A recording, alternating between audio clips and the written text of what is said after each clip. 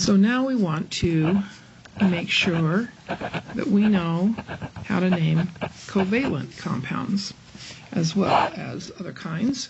But how do we know that it's a covalent compound? What we have is we have a I guess I'm having trouble writing this here, a non-metal plus a non-metal. If you have two non-metals, and that's all there is in the compound, no metals at all, no polyatomic ions, just one non-metal and another non-metal, then you have a covalent compound. Normally, we put the less electronegative element first, and for us so far, what that just means is the element to the left on the periodic table usually goes first.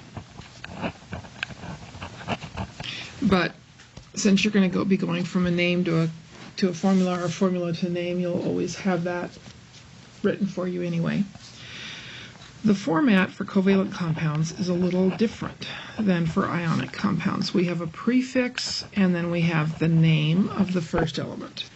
Then we have a space again, and then we have the prefix and the name of the second element with its ending changed to IDE, just kind of like the ionics did. But we have the addition, a very exciting addition with our covalent compounds, of prefixes.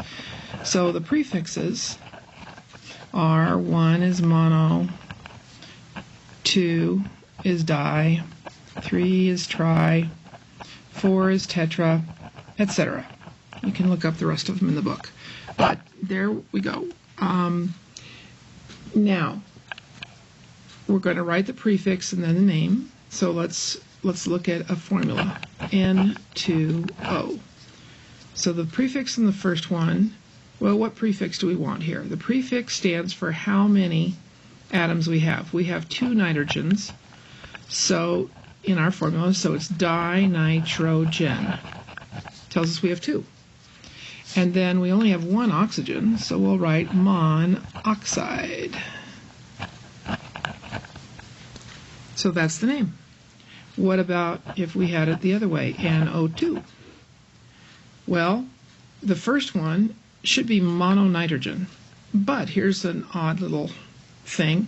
On the very beginning of the name, at the very front, on the first element, if it's mono, we just leave it off. We don't bother to write it down. If we just see the word nitrogen sitting there, we know that that means that there's only one of them because that mono is missing. That's okay. Dioxide, though, because there's two oxygens. Okay? What if we have more? Let's say N2O4. Then we have dinitrogen tetroxide. And here's something funny. It's kind of awkward to say tetraoxide, so the A and the O next to each other, we just leave the A out and just put the O. You'll sometimes see it written the other way, tetraoxide. It's not a very big deal, but that's the main thing. Now, going the other way is really, really simple with this. If you see something like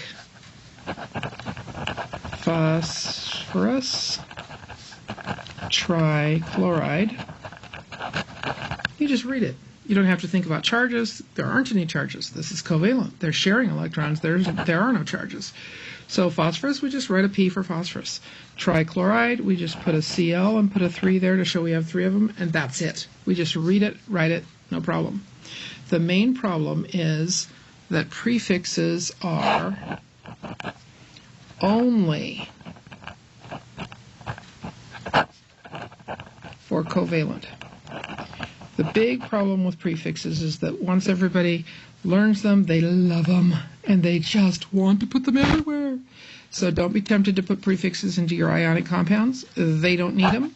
Covalent compounds need them because, as we see with dinitrogen monoxide, nitrogen dioxide, dinitrogen tetroxide, and there's several other nitrogen oxides,